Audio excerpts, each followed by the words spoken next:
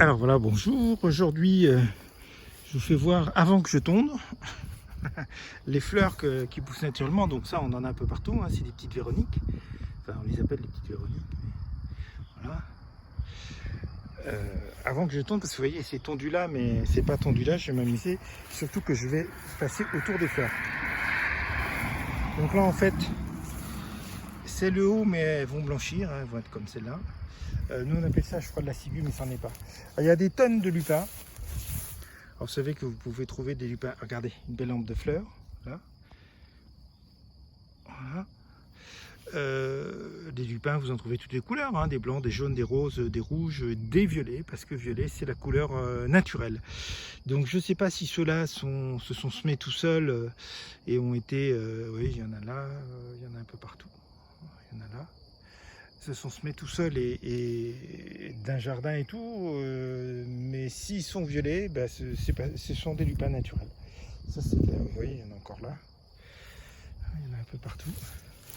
Alors après, j'ai eu la surprise de voir qu'on avait des œillets compagnons rouges. Nous, par chez nous, dans la région centre, on a essentiellement des œillets compagnons blancs. Et les œillets compagnons rouges, moi j'en avais vu qu'en Bretagne. Jusqu'ici, je n'avais pas fait gaffe. Et il y en a ici. Voilà. Des beaux œillets compagnons rouges. Il y en a une autre touffe qui pousse là, qui commence à fleurir. Alors ça doit se plaire dans le terrain sablonneux. Alors, il y en a une autre touffe ici, je vais te faire voir. Ouais, il y a encore des lupins.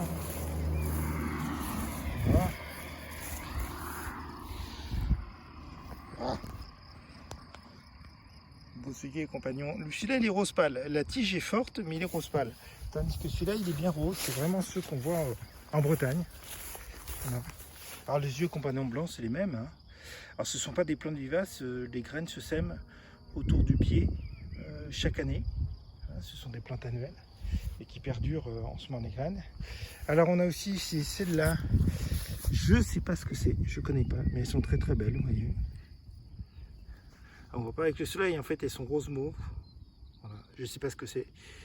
Bon, ça, oui, ça c'est connu. Il faut que je retrouve mon guide des plantes et des arbres de France.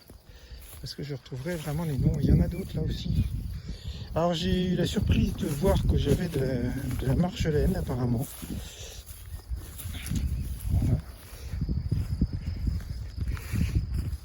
Qui a dû se semer tout seul, mais ça ne m'étonne pas, puisqu'on n'est pas loin de la Haute-Provence. Et en Haute-Provence, il y a 39 plantes aromatiques qui poussent naturellement. Thym, marjolaine, lavande, etc. Voilà, donc c'est bien de la marjolaine, vous voyez.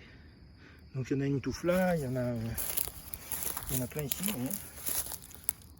Il y en a là aussi, il y en a un peu partout. Donc j'ai eu la surprise de voir ça. Ça, ce sont ce qu'on appelle les marguerites de printemps. Les marguerites d'été, les grandes marguerites blanches, si vous voulez, sont vivaces. Donc il y a un pied, elles repoussent chaque année, etc.